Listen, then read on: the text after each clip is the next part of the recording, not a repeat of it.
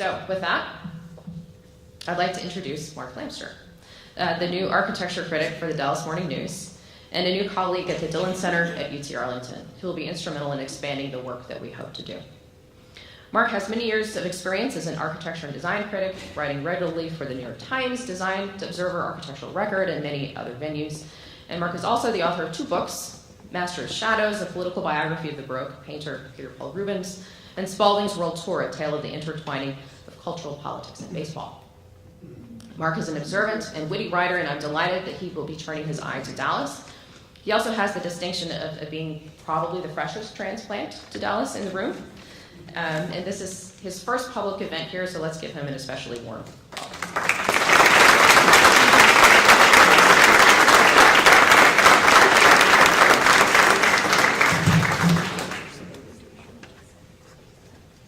Hello, Dallas. Okay.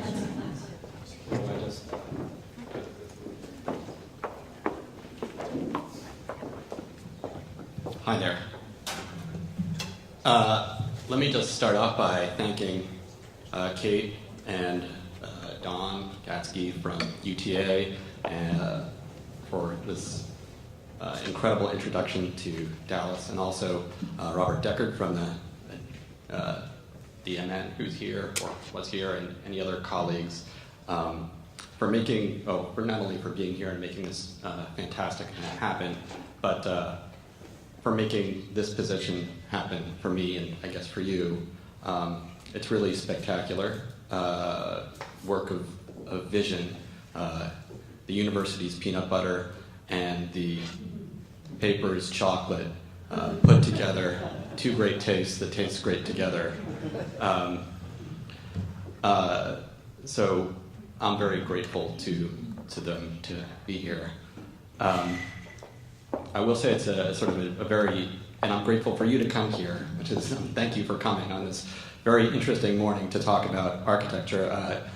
Last night, my in-laws in Boston were awakened by a bomb going off and shots fired, and I'm not actually sure how that situation has resolved itself at the moment, or even if it has resolved itself at the moment.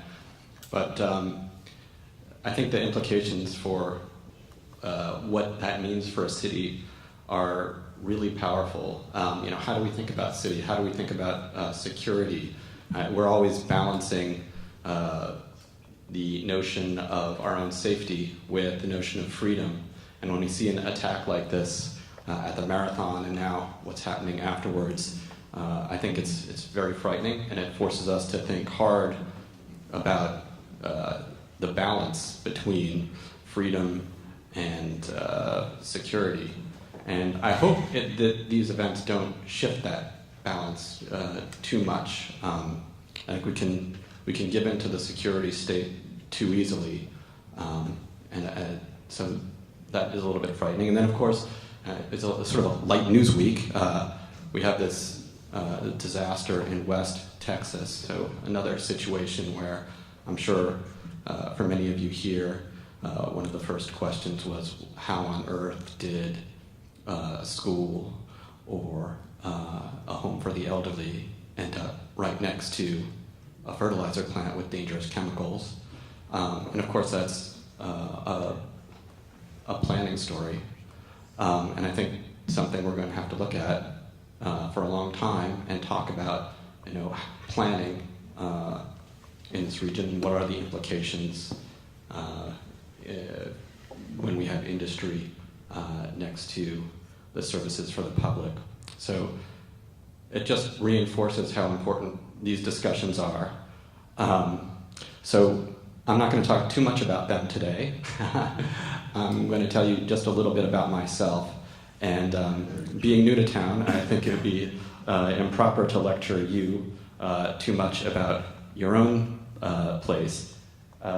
So I don't want to be this guy, the obnoxious New York dangerous character who comes to town and is a little bit dangerous, the Travis Bickle. But I just want to say that I consider this position I have here to be a dialogue.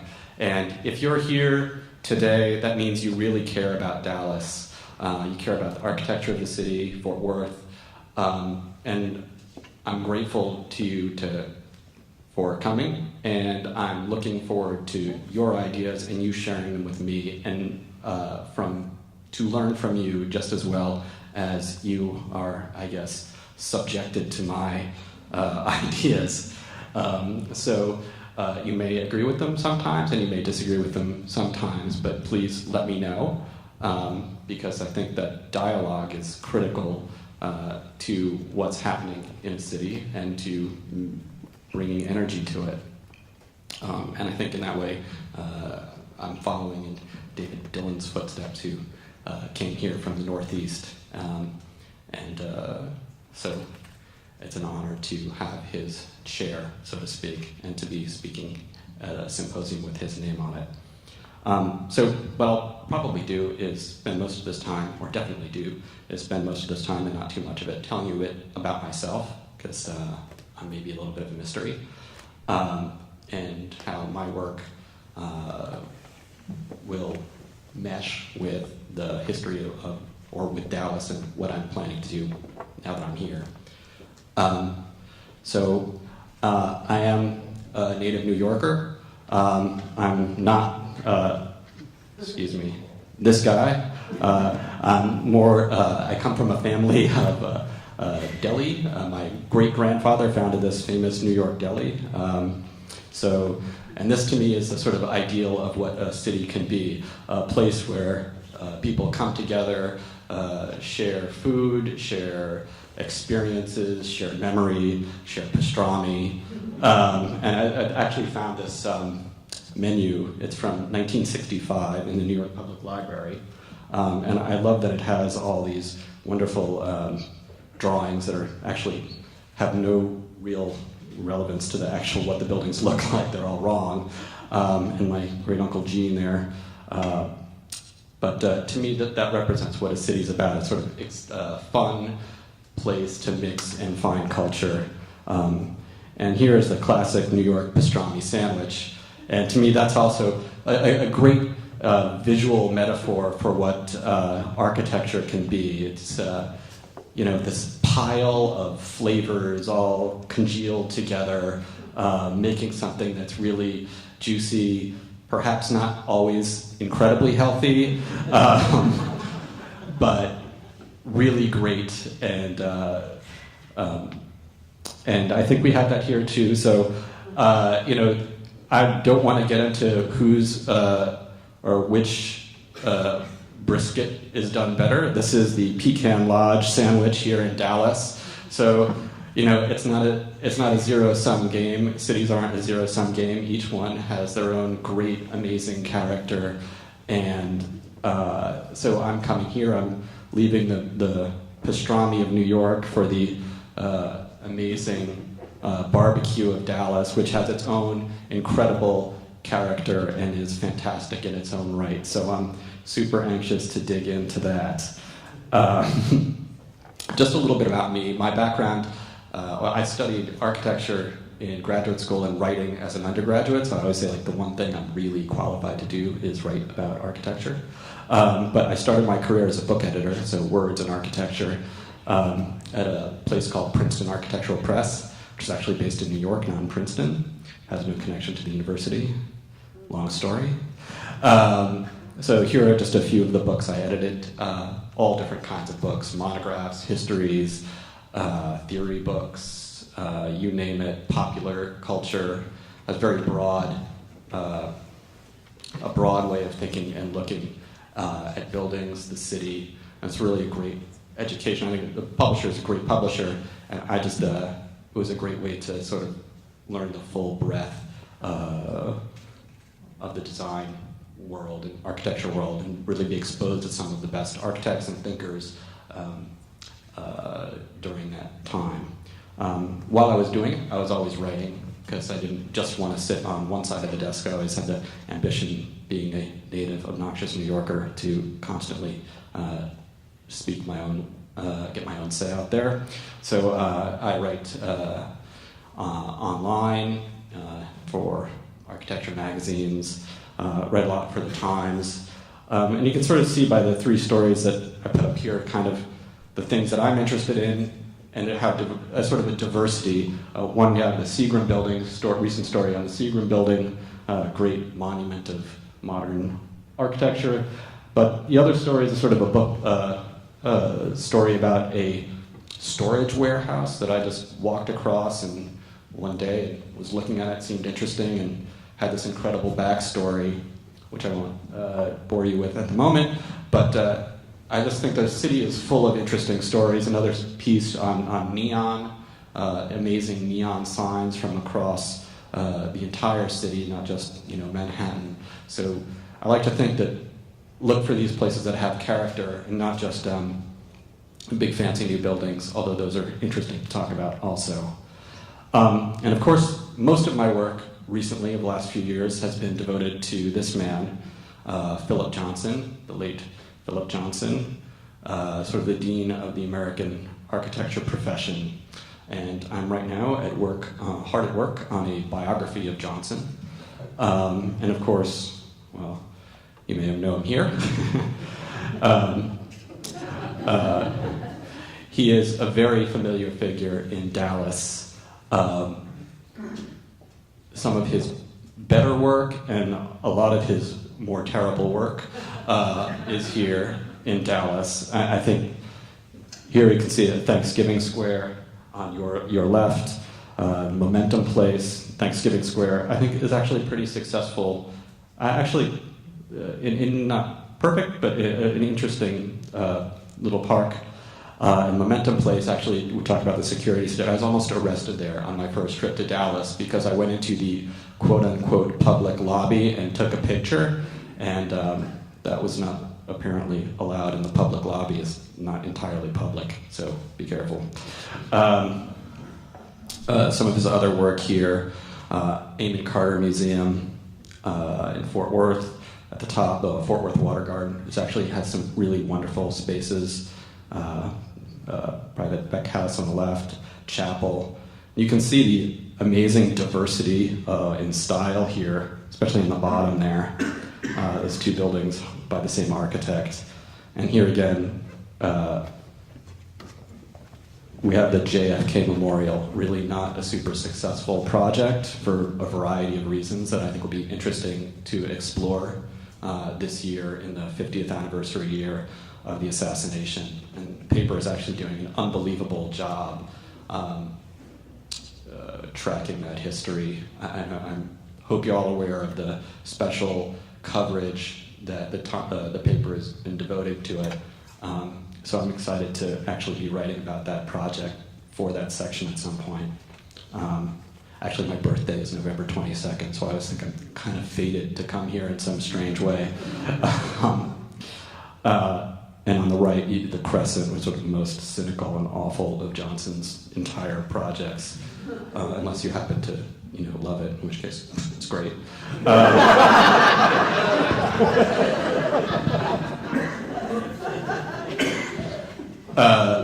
But again, you can see that a testament to like the, one of the raps on Johnson was that he blew with the wind architecturally, and you can see like there you couldn't imagine two more different architectural styles than you're looking here. One is just basically blank walls and just a square box. A little more complicated than that engineering-wise, and then this on the opposite side, this giant faux French, God knows what. I did not take Johnson as a subject because I think his architecture is so particularly interesting. I did take Johnson as a subject because I think he's a fascinating individual. He had this epic life. He was born in 1906, didn't die until 2005, so 98. And his life spanned the entire American century, I think you could say, and was representative of it in many ways. And he's just a completely fascinating, contradictory character. And to me, that's what makes somebody compelling, rather than someone who's completely awful or completely wonderful. There are some things about him that are completely compelling and wonderful and joyous, and then some things about Johnson that are utterly repugnant. And that, to me, makes him an interesting character. I'll just walk you through his history a little bit here. Here he is as a young man. Two pictures of him. He liked to dress up. Here he is as a park ranger outfit when he was about 16, and then in full Arab mufti rig as when he was in college. Quite a change. So he was quite well-to-do, from a well-to-do family, and he lucked into a small fortune during the Depression, essentially, through Alcoa stock, which is a long story in and of itself. He wasn't really sure what he wanted to do with his life, and after he graduated from Harvard, he decided to become an architecture curator, although he hadn't studied architecture, and he went on to,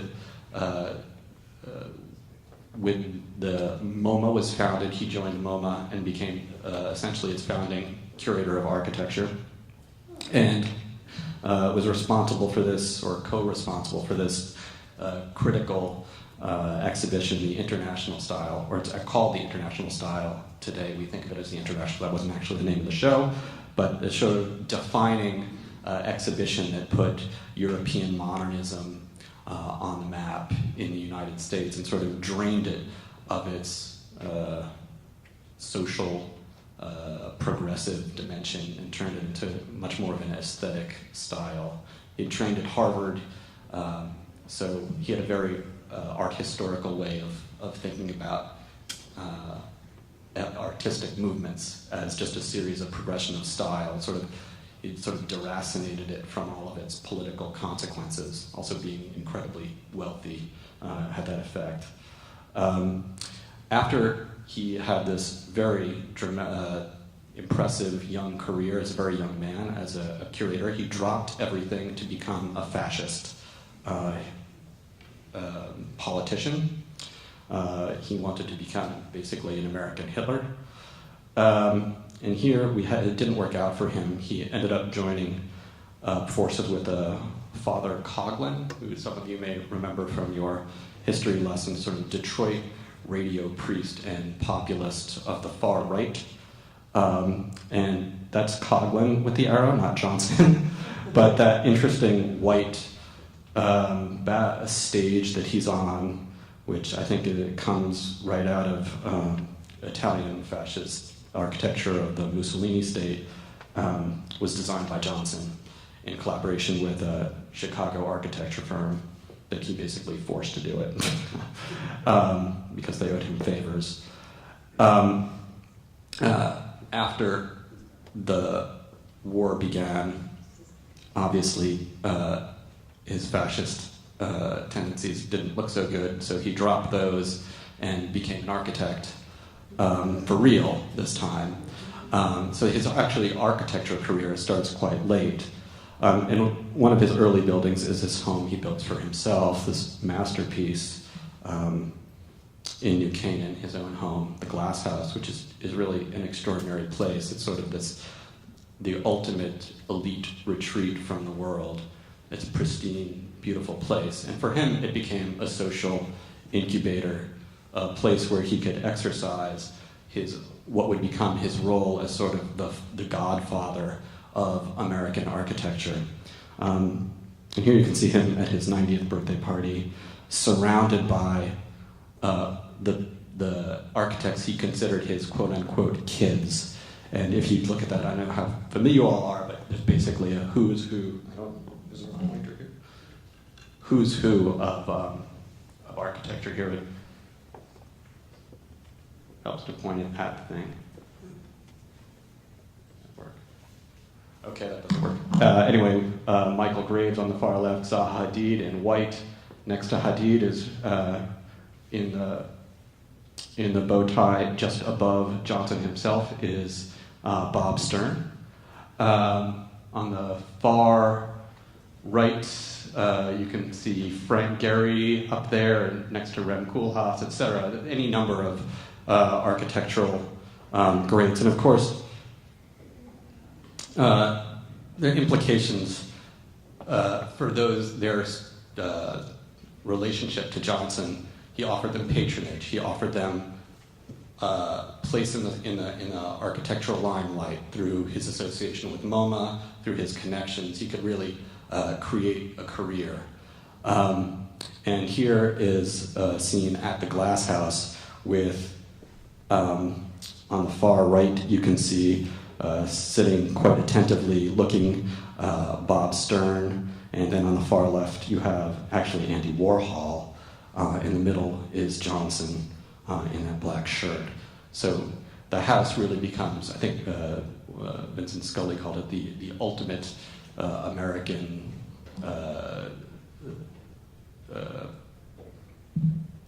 words fail me, as usual. I'm a writer.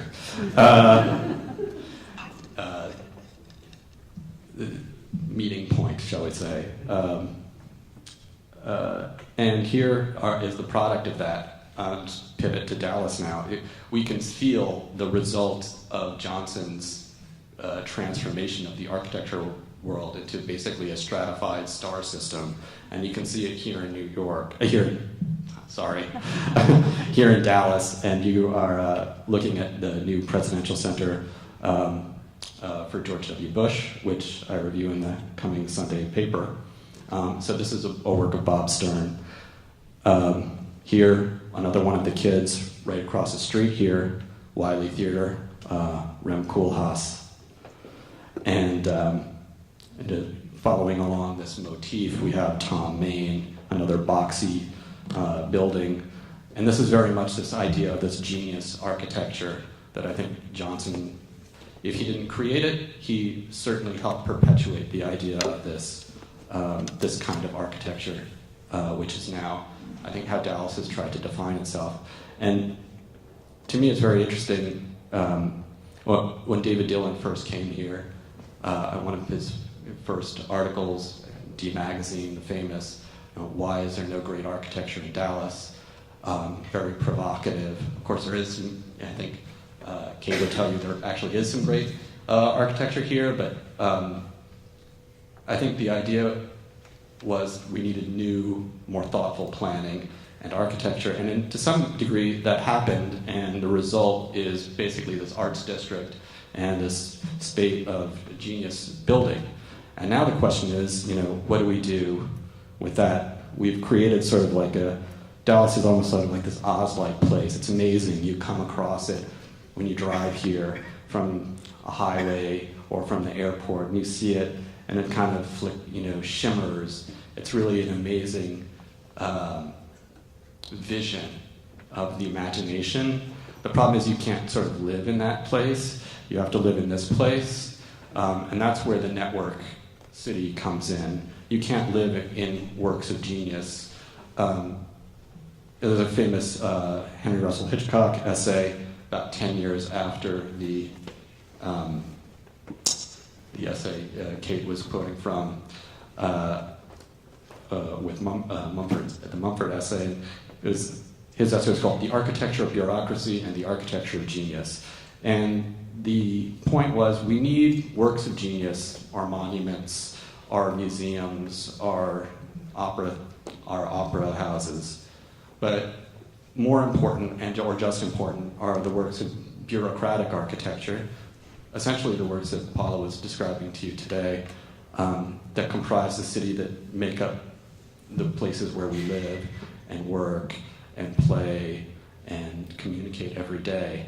And I think trying to figure out how those places work is always going to be the challenge for a growing metropolis like Dallas. And here we see this image from one of the park plans, and you can see how the idea is like, how do we make these networks connect? Here's, downtown Dallas. I love that we're both showing the same map. Essentially, you can see, Dallas ringed by this sort of noose of highways. Obviously, it's always going to be an automotive culture here, but I think there's got to be a balance between the life of the foot and the life of the car. The dart map We have all these different maps, all these different ways of looking at the city that sort of pile up on each other. It's so interesting that Kate was showing us a way of literally stacking these different maps on top of each other. And what I'm thinking about is more of like the metaphorical way that these maps stack on top of each other. How they interrelate, how these different networks work together is what really will define how a city works. And how livable it will be, how it operates, is the question of these networks. And these are the physical networks we're talking about here. And this one actually is a big pet peeve. We talk about not enough ridership on DART. The DART map is like, if you try and look at the DART map online, it's like an 8 megabyte file. It takes 7 minutes to download. We need a better DART map. Column waiting to happen. Where do we go here? More mapping, the Trinity River, another map. And those are the hard networks. And the hard networks are great. Those are what we have to address. But the people who need to do the addressing are the soft networks. And really the soft networks are what make up a city. And I don't know if you all saw this. It's fantastic. Some of the people from the DMA, Max Anderson, and some of the other leading lights as a cultural city made a downtown artsy, and it's hilarious. It's sort of a takeoff on Downtown Abbey, but for the arts district. Kind of hoping they'll do Breaking Bad next year. That'd be great. But the point is that this is just one of the kinds of networks, social networks, that we need to transform the city or to define the city, to make the city great. These networks are the glue that make everything work. And you can talk all day about hard networks and roads, but you need the people to be committed and do things. So it's really, I can sit here and talk to you about buildings all day, but this is really all about people. And a city's about people, not so much. And buildings are really just the product of what we all agree that we want, and how we want to live. So that's all I got for you today. And I'm looking forward to talking and having this dialogue with you about where things go from here in Dallas, and learning especially, because God knows I have a lot to learn, so I'm counting on you to educate me as I continue to work. So thank you very much.